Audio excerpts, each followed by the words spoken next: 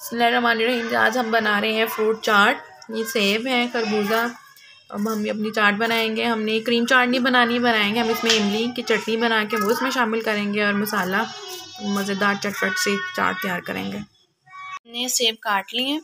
अब हम इसमें बनाना काट रहे हैं केला, साथ ही हम बाद में इसमें काटेंगे खरबूजा और साथ साथ हम आपको अपडेट करते रहेंगे। हमारी आज की जो रेसिपी है ये है फ्रूट चाट।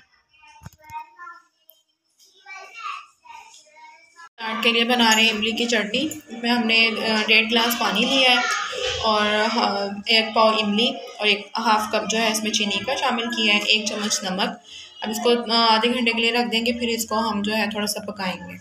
और हांडी में हम बना रहे हैं मूंग और चने की दाल। चने की दाल भिगो के रख दी है, तो फिर हम अपने कुकर में रखेंगे सारे इंग्रेडिएंट्स डालकर। हमने ये पकौड़ों का सामान तैयार करके रख लिया। हमने आलू, प्याज, हरा धनिया, पालक काट के रख ली। टमाटर काट के डालना है इसमें। 1 चम्मच जो है सुरख दड़ा मिर्च, नमक जो है वो उसमें जाएगा।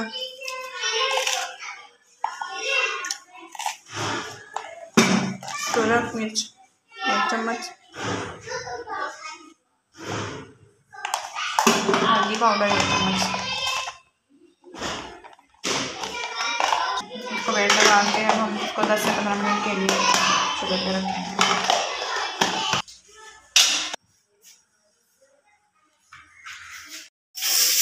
ये जी हमने इसमें अपने धनिया, प्याज, आलू और पालक काट दी थी। अब हम इसमें डालेंगे खुश्क धनिया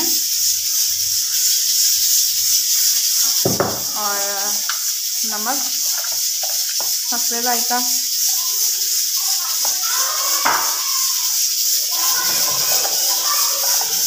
सुरख जो है दड़ा मिर्च,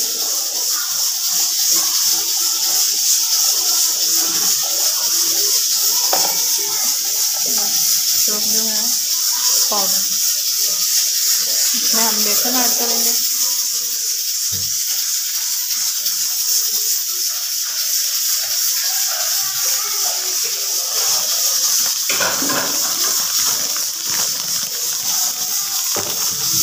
इसमें थोड़ा सा कॉर्नफ्लोर रहता है, अच्छे से मिक्स करेंगे।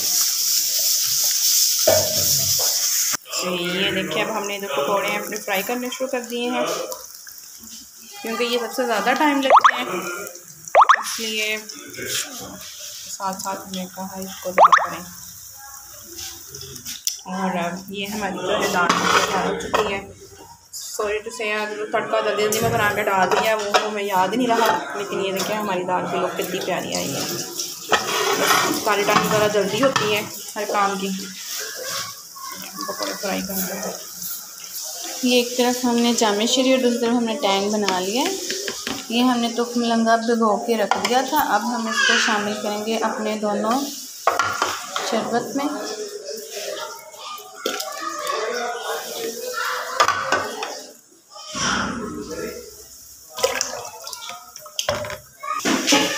ये देखिए हमारे पकौड़े पक के तैयार हो रहे हैं। ज़बरदस्ती लुक गए। जी अब हमने इसमें डाली है इमली और अब हम इसको अच्छे तरीके से करेंगे मिक्स। अब हम और जी अब हमने इसमें डाल दिया चाट मसाला। अब हम इसको करेंगे अच्छे तरीके से मिक्स। जी ये हमारे पकोड़े पक के बिल्कुल तैयार हो गए हैं। जी दूसरी तरफ हमारी ये चाट भी बिल्कुल पक के तैयार होगी मज़ेदार से।